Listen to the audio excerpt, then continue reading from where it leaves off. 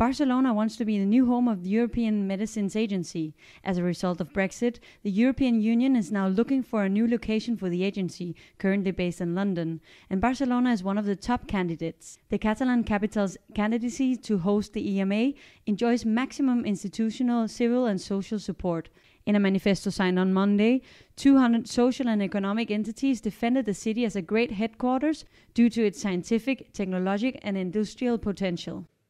Per Barcelona representaria una gran reafirmació de la seva actualitat com a epicentre de la sanitat, de la medicina, de la farmàcia i ubicaria en el sud d'Europa i Espanya un gran pol que faria una diferència històrica molt important.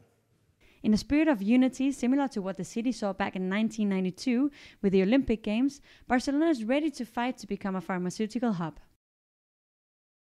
Barcelona is up against 22 other candidates, such as Copenhagen, Stockholm, Vienna and Amsterdam. Civil society and social, economic, cultural and academic entities, together with Spanish and Catalan authorities, are working hard for Barcelona to become the new home of the European Medicines Agency.